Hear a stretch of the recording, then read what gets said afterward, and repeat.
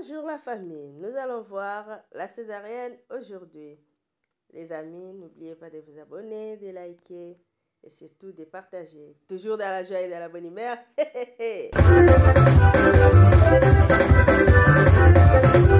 Alors, c'est quoi une césarienne?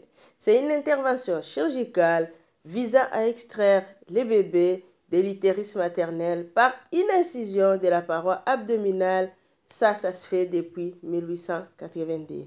C'est très important, les copines, de faire des consultations prénatales parce que à partir de là, on peut programmer déjà s'il y aura besoin d'une césarienne ou si vous allez accoucher par voie basse. Tout ça, pourquoi je vous dis ça, c'est pour éviter les interventions d'urgence qui peuvent mettre à risque les bébés ou la maman. Voilà, nous sommes là pour lutter contre la mortalité maternelle et infantile. On va éviter de mort-nés, on va éviter que les femmes puissent mourir à chaque fois quand ils vont aller donner naissance. Voilà la famille. Bon, on y va. Pourquoi on peut demander une césarienne?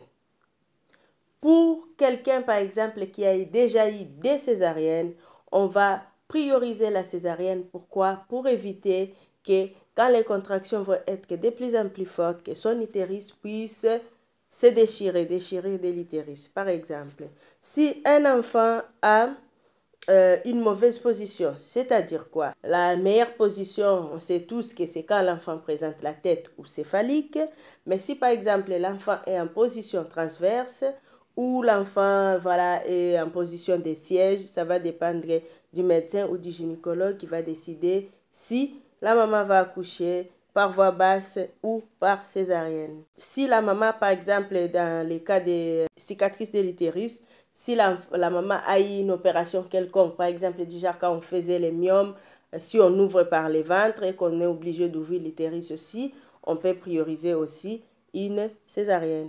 Quand l'enfant est gros, ce qu'on appelle, il peut faire des dystocies d'épaule.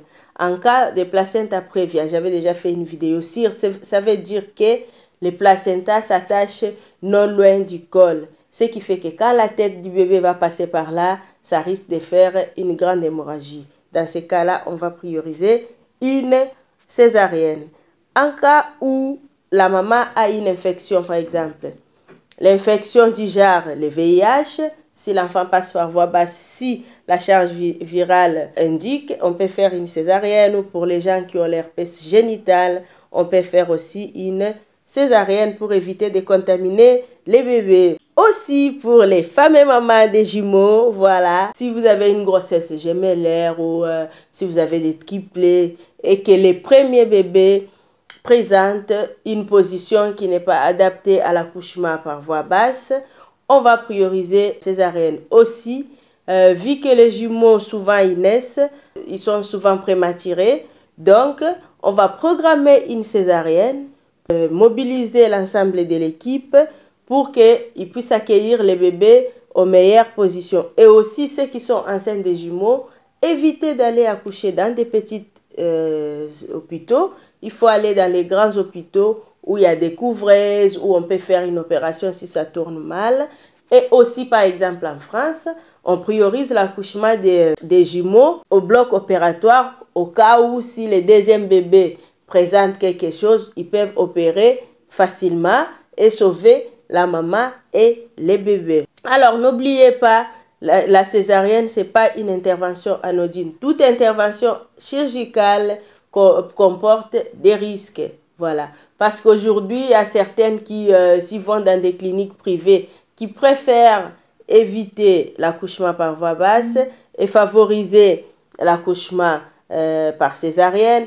Écoute, c'est votre choix, mais n'oubliez pas, toute intervention chirurgicale comporte des risques.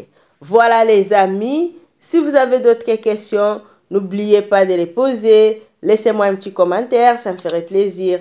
N'oubliez surtout pas de liker pour référencer la vidéo. On se retrouve prochainement pour une nouvelle vidéo. Toujours dans la joie et dans la bonne humeur.